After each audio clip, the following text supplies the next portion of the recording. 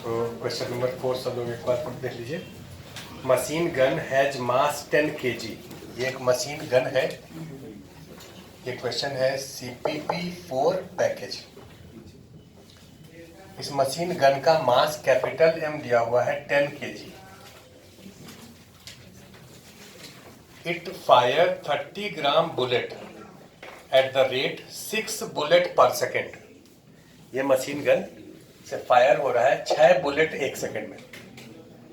तो एक बुलेट का मास अगर 30 ग्राम है तो 6 बुलेट का मास 6 18 180 ग्राम होगा। और इसका वेलोसिटी दिया हुआ है कितना, 400 metre per second. What force must be applied to the gun to keep it in position. इसको हम कितने फोर्स से होल्ड किए रहे या कितना फोर्स इस पर लगाए जिससे कि अपने पोजीशन पर स्थिर रहे। अब ये बताइए, कॉलिजन और एक्सप्लोजन दोनों आइडेंटिकल प्रोसेस है। जब कोई दो बॉडी कोलाइड करता है तो एक दूसरे पर इंपल्सिव फोर्स लगाता है, और जब एक्सप्लोजन होता है, एक्सप्लोजन मतलब समझते हो ना, तो वो भी एक दूसरे पर इंपल्सिव फोर्स लगाता है। इंपल्सिव का मतलब इन्फिनिट फोर्स लगाता है।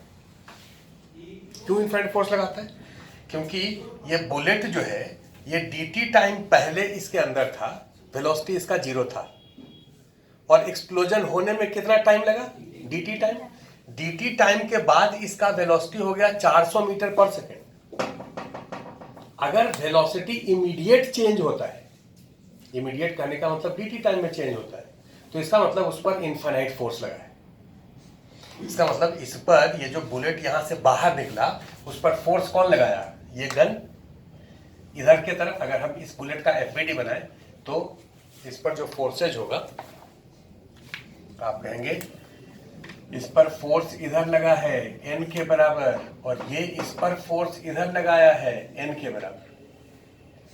ये जो फोर्स N लगा वो कितने टाइम तक लगा, dt टाइम तक, तो जिसके कारण इसका मोमेंटम इधर चेंज हुआ, इसका मोमेंटम इधर चेंज हुआ। उसी तरह से ये जो फोर्स इधर के तरफ लगेगा, तो इस फोर्स के लगने से अगर कोई इसको होल्ड नहीं किए रहे तो ये अगर इधर मूव किया है तो ये भी इधर मूव कर जाता किसी वेलोसिटी से। और इस पूरे सिस्टम को अगर कंसीडर करें, अगर कोई होल्ड नहीं करता और इसको दोनों को सिस्टम माने, तब ये इस पर फोर्स लगा रहा है, ये इस पर लगा रहा है, ये तो इंटरनल फोर्स है। बाकी फोर्सेस कौन कौन लग रहा है, इसका वेट mg नॉर्मल, इसका वेट। क्या हॉरिजॉन्टल में कोई फोर्स लग रहा है, नहीं, तो इसका मोमेंटम कंजर्व रहेगा। मतलब इसका ये जितना मोमेंटम से बाहर निकलेगा ये उतना ही मोमेंटम से इधर जाएगा। लेकिन चूंकि इसको होल्ड किए हुए हैं तो इसका मतलब अपोजिट डायरेक्शन में कुछ फोर्स लगा रहे हैं, तो वो फोर्स कितना है वो निकाल रहे हैं। आप ये बताओ कि 180 ग्राम जो बुलेट का मास है ये बाहर निकल रहा है कितने सेकेंड में, 1 सेकेंड में। तो कितना मोमेंटम बाहर निकल रहा है 1 सेकेंड में, ये टोटल मोमेंटम कितना होगा। 180 ग्राम का मतलब 0.18 kg into 400 metre per second, kg metre per second, इसको मोमेंटम कहते हैं। ये मोमेंटम जो इस बुलेट का, पहले मोमेंटम कितना था जब इसके अंदर था, तब 1 सेकेंड पहले अंदर था तब कितना था, 0। अभी मोमेंटम इतना हो गया, तो इतना मोमेंटम चेंज हुआ है कितने टाइम में, 1 सेकेंड। इसको हम कह सकते हैं dp/dt। किसके लिए, बुलेट के लिए। और dp/dt को क्या कहते हैं, फोर्स। मतलब इस बुलेट पर जो फोर्स लगा है इधर, वो इतने के बराबर है। तो बुलेट इस पर जो फोर्स लगाया है वो भी इतने ही के बराबर होगा। तो अपोजिट डायरेक्शन में कोई आदमी अगर उसको होल्ड किए है तो कितना फोर्स लगाएगा जिससे कि वो वहीं पर रहे, तो कहो इतना ही फोर्स लगेगा। ये कैलकुलेट कर लीजिए, याद बता दे। ये एक फ्लैट कार है जिसका मास कैपिटल M है, और ये 2 पर्सन है, स्मॉल m, इसका भी मास स्मॉल है, 2 आदमी है सेम मास का, इसके एंड पर है।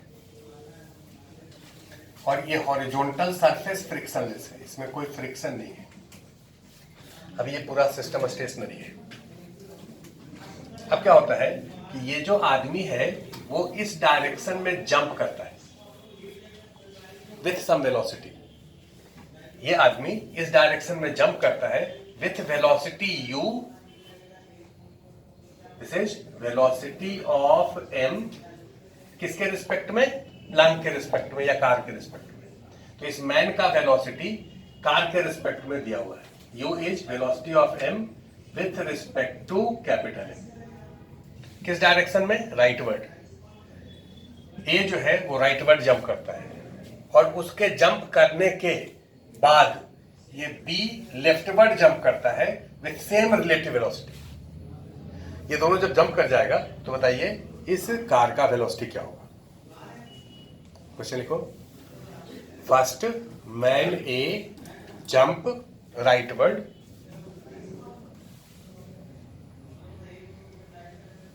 Man A jump rightward with velocity u with respect to car. Then man B jump leftward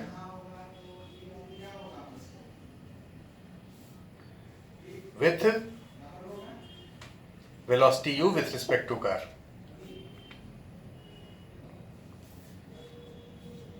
Then find velocity of car. ध्यान देखो, ध्यान इधर। पिछला क्वेश्चन ये क्वेश्चन दोनों सेम कैसे है?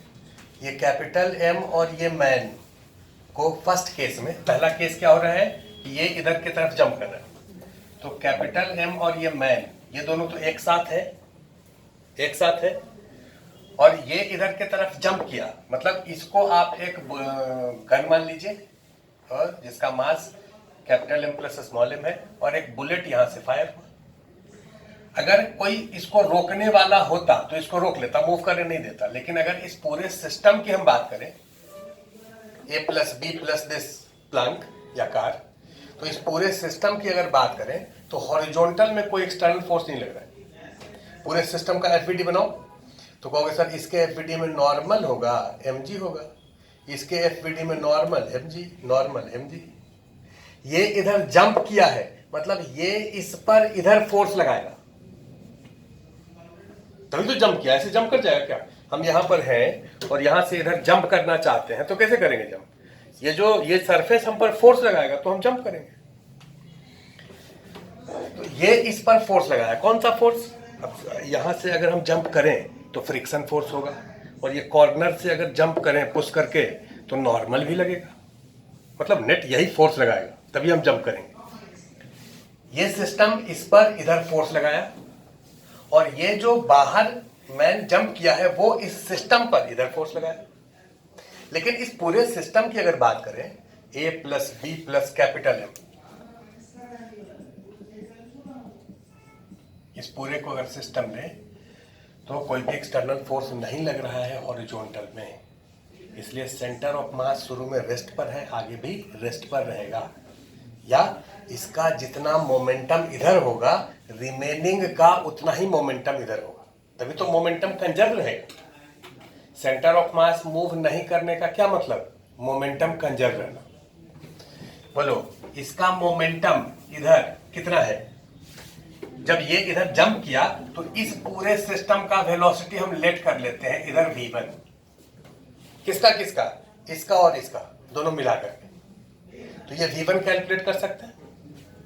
देखो एक लाइन में लिख लेते हैं, इसका मोमेंटम इधर मतलब m plus m into v1 equal to इसका मोमेंटम इधर, इसका मोमेंटम इधर कितना? m u माइनस v1, क्योंकि इसका वेलोसिटी u किसके रिस्पेक्ट में है? कार के रिस्पेक्ट में है, और कार इधर के तरफ कितने से मूव कर रहा है? v1 से। कार इधर के तरफ कितने से मूव कर रहा है? v1 से। तो अगर v1 से मूव कर रहा है और इसके रिस्पेक्ट में इधर हम u से चल रहे हैं तो ग्राउंड के रिस्पेक्ट में कितने से चलेंगे? u माइनस v1 से। हम लोग जो एफवीडी बनाए हैं इस पूरे सिस्टम का, वो किस फ्रेम में बनाए हैं? ग्राउंड फ्रेम में। तो मोमेंटम कंजर्व किस फ्रेम में करेंगे? ग्राउंड फ्रेम में। एफबीटी ग्राउंड फ्रेम में बना है, मोमेंटम इस पर बैठ करके लिख दें। इस पर बैठ करके लिखोगे तो इसका मोमेंटम mu होगा, इसका मोमेंटम 0 होगा। अगर हम इस प्लांक पर बैठ करके कहें कि मोमेंटम कंजर्व करो तो क्या सही होगा?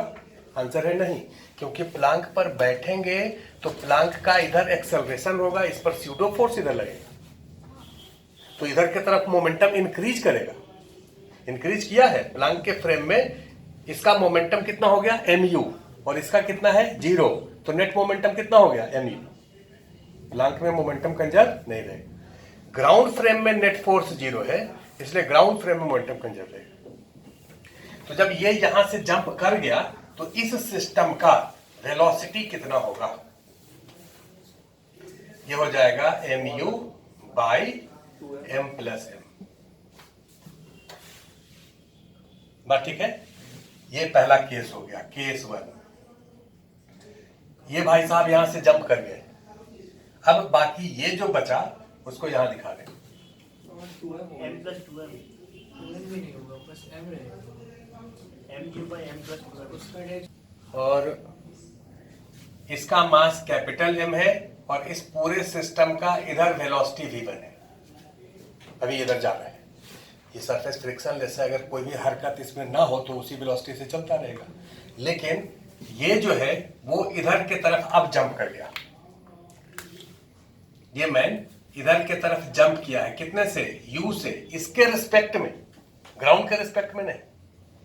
तो ये जब जंप कर गया इधर u से, तो जंप करने के बाद इसका कुछ वेलोसिटी होगा, इसका वेलोसिटी लेट करो। तुम कहोगे सर इसका वेलोसिटी इधर ही रह जाएगा कि उधर होगा? बोले वो तो कैलकुलेट करने का बात है। इसका मास कितना ज्यादा इससे है, अगर ये बहुत ज्यादा है तो मोमेंटम बहुत ज्यादा हो गया, तो ये अपोजिट में भी हो सकता है। और इसका मास अगर कम है, कम मोमेंटम चेंज हुआ, तो ये इधर भी रह सकता है। तो इसका वेलोसिटी इसको जंप करने के बाद मान लेते हैं इधर की तरफ v2। ये पूरा system small m plus capital M को अगर कंसीडर करें तो इस पर हॉरिजॉन्टल में कोई फोर्स नहीं लग रहा है, इसलिए मोमेंटम कंजर्व रहेगा। इनिशियल मोमेंटम बिफोर एक्सप्लोजन, मतलब कूदने को हम एक्सप्लोजन कर रहे हैं, कूदने से पहले, तो आप कहोगे इनिशियल मोमेंटम इसका होगा small m plus capital M into v1, इस डायरेक्शन में इधर की तरफ। और ये जब कूद गया उसके बाद पूरे सिस्टम का मोमेंटम, इस मैन का प्लस इस कार का, तो कार का मोमेंटम तो इधर mv2 है, इस मैन का मोमेंटम इधर कितना लिखे हैं? mu plus v2, u plus v2। इस कार का वेलोसिटी अगर इधर v2 है और एक आदमी इसके रिस्पेक्ट में अगर u वेलोसिटी से चलता है, इसी पर u वेलोसिटी से चल रहे हैं और ये v2 से जा रहे हैं, तो ग्राउंड के रिस्पेक्ट में हमारा वेलोसिटी कितना होगा? u प्लस v2 इधर के तरफ। तो इस मैन का मोमेंटम इधर के तरफ होगा u प्लस v2। अब यहां से v2 का वैल्यू निकालता है, v1 इसमें रख दीजिए।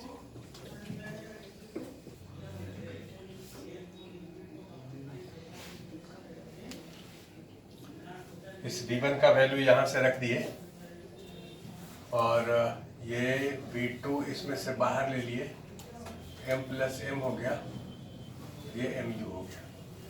अब इसको इधर ले आते हैं, mu को कॉमन ले लो, m plus m by m plus 2m minus 1 equal to m plus m into v2।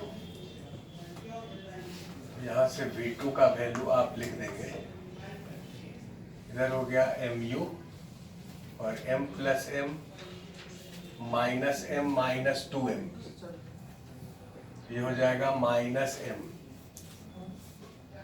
By m plus 2m और नीचे m प्लस m। हमारे समझ से आंसर तो ये होना चाहिए।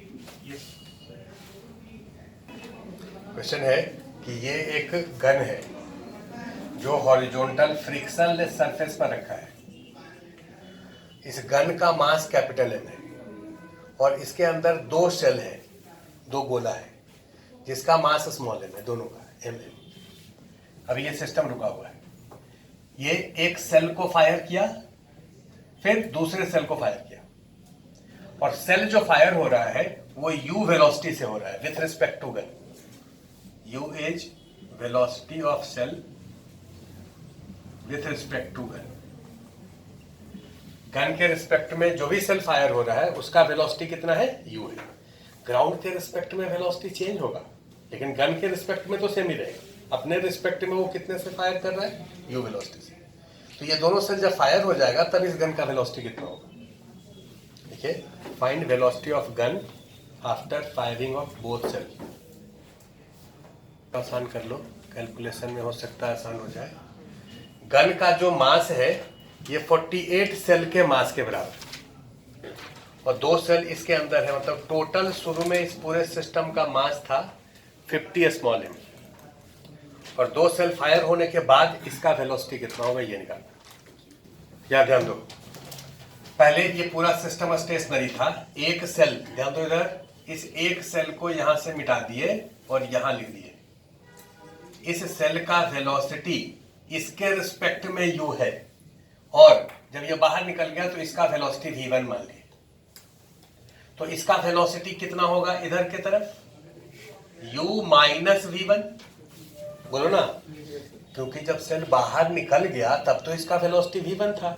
तो ये जो u है रिलेटिव वेलोसिटी किसके रिस्पेक्ट में, v1 के रिस्पेक्ट में, तो ये होगा u माइनस v1।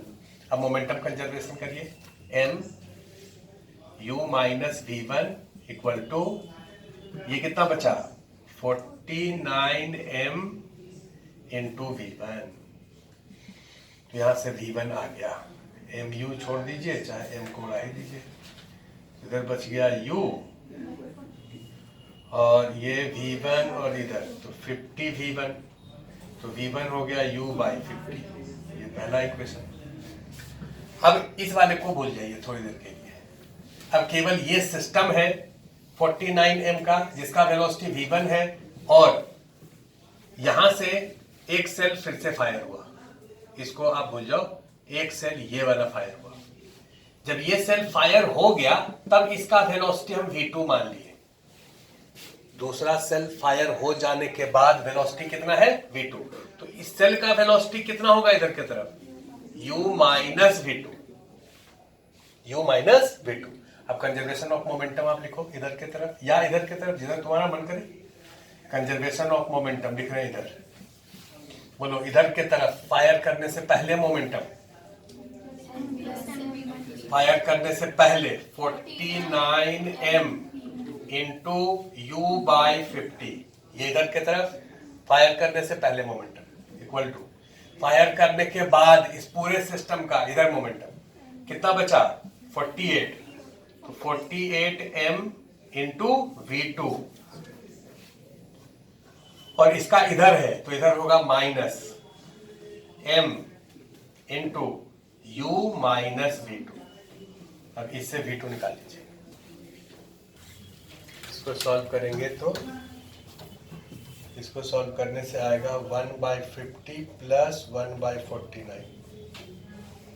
अगर हम कहते हैं कि 5 सेल को फायर कर दिए तो अब आगे तो निकालना नहीं था, 1/50, 1/49, 1/48, 1/47, 1/46 u, ये आंसर हो जाएगा। 2 सेल के फायर करने से हम लोगों को, देखो ना, एक सेल को फायर किए तो u/50, दूसरा को किए तो 1/50 प्लस, मतलब जैसे जैसे फायर करते जाएंगे वैसे वैसे स्पीड तो इसका बढ़ता जाएगा। एक बार फायर किए तो फोर्थ मोमेंटम इधर चेंज हुआ, फिर दूसरा फायर किए फिर मोमेंटम चेंज हुआ, तो धीरे धीरे स्पीड तो बढ़ेगा। पहला फायरिंग के बाद 1/50 हो गया, दूसरा के बाद 1/49 हो गया, तीसरा के बाद 1/48 हो गया, इस तरह से। ये जो गन है इसका मास कैपिटल M है, इसके बैरल का हॉरिजॉन्टल से एंगल अल्फा है, और एक सेल को फायर किए हैं u वेलोसिटी से विथ रिस्पेक्ट टू, u क्या है, velocity of shell with respect to gun. ऐसे लिखा रहे या लिखा रहे u is muzzle velocity, muzzle velocity का मतलब बैरल के रिस्पेक्ट में वेलोसिटी। बैरल मतलब समझते हो ना, सेल जिस बैरल से फायर होता है, बैरल के रिस्पेक्ट में वेलोसिटी का मतलब गन के रिस्पेक्ट में। बैरल तो गन के साथ ही लगा हुआ है, गन के रिस्पेक्ट में वेलोसिटी। तो जब भी आगे मजल वेलोसिटी कहीं भी लिखा रहे का मतलब गन के रिस्पेक्ट में वेलोसिटी दिया हुआ है। और गन के रिस्पेक्ट में वेलोसिटी है तो इसका मतलब ये नहीं कि फायर करने के पहले जो वेलोसिटी था उसके रिस्पेक्ट में निकालेंगे, क्योंकि जब फायर कर दिए तब गन का कितना वेलोसिटी उसके रिस्पेक्ट में वो दिया हुआ है। ये बात तो आप लोग समझ ही गए। तो इस सेल को हम लोग फायर किए हैं तो बताना है कि इसका हॉरिजॉन्टल रेंज कितना होगा। ये हाइट नेग्लिजिबल है, सेल का ग्राउंड से हाइट नेग्लिजिबल वाली है। हॉरिजॉन्टल रेंज कितना होगा ये निकालना है। क्वेश्चन देखो, find horizontal range, find horizontal range if shell is fired with muzzle velocity u at an angle alpha.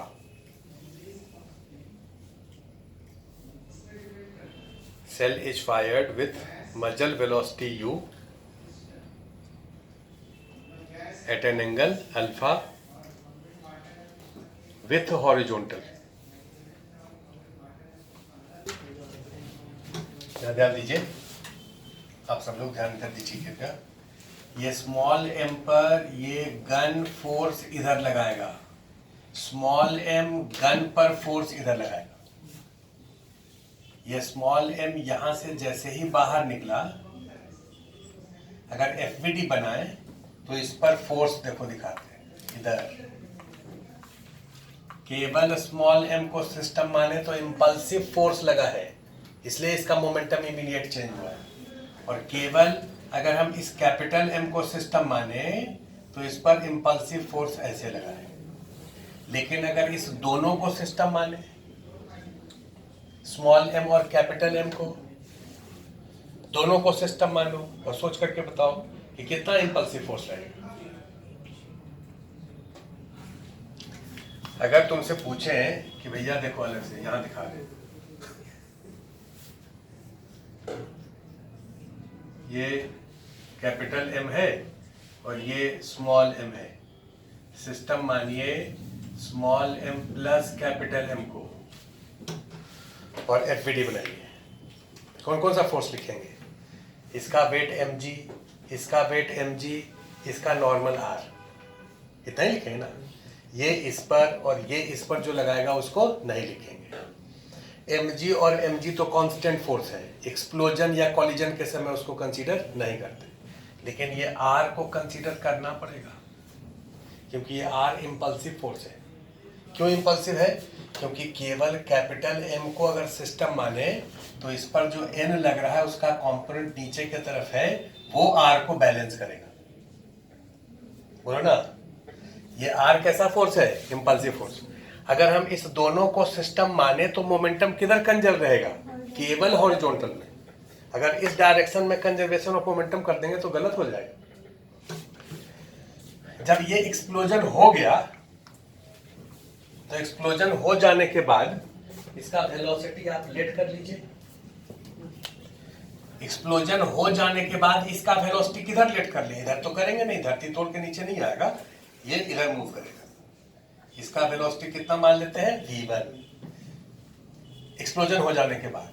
और इसका वेलोसिटी कहोगे, इसका वेलोसिटी तो u दिया है इसके रिस्पेक्ट में। इस u का दो कंपोनेंट है, u का इधर कंपोनेंट u cos अल्फा और इधर कंपोनेंट u sin अल्फा। अगर ये रुका रहता, इसको हम होल्ड कर लें, तब u cos alpha u sin alpha जो रिलेटिव वेलोसिटी था वही एक्चुअल वेलोसिटी भी होता। लेकिन अभी ये जो u वेलोसिटी है वो इसके रिस्पेक्ट में है और इसका वेलोसिटी इधर के तरफ v1 है। तो बताओ, इस सेल का वेलोसिटी अगर ग्राउंड से कोई ऑब्जर्वर देख रहा है, ग्राउंड से, तो इस सेल का वेलोसिटी इधर के तरफ कितना होगा? u cos alpha minus v1, क्योंकि u cos अल्फा इसका वेलोसिटी इसके रिस्पेक्ट में है इधर के तरफ, और इसका वेलोसिटी इधर के तरफ है v1, तो नेट इधर के तरफ वेलोसिटी होगा u cos alpha minus v।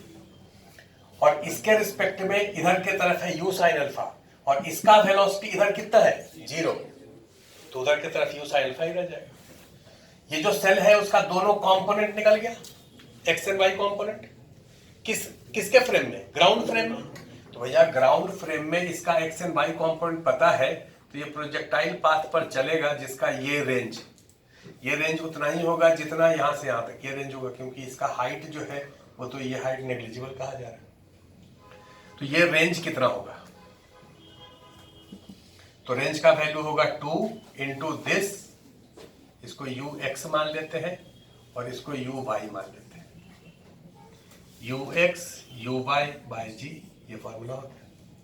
अब यू एक्स निकालने के लिए v1 आपको चाहिए, v1 के लिए हॉरिजॉन्टल में कंजर्वेशन ऑफ मोमेंटम कर दीजिए। तो इनिशियल मोमेंटम हॉरिजॉन्टल में 0 था, फाइनल मोमेंटम इधर जितना होगा इधर उतना ही होगा। तो इसका मोमेंटम इधर की तरफ है एम v1 और इसका मोमेंटम इधर के तरफ है small m u cos alpha minus v1। तो यहां से v1 का वैल्यू आ गया mu cos alpha by m plus m, ये v1 हो गया। और v1 यहां पर रख देंगे तो ux हो जाएगा, तो ux के जगह रख दीजिए u cos alpha minus v1 mu cos alpha by m plus m into U by, ये है u sine alpha, this is u sine alpha. तो u cos अल्फा यहां से बाहर कर लो, तो 2 u square sine alpha cos alpha bracket m plus m minus m होगा, तो capital M by m plus m by ji.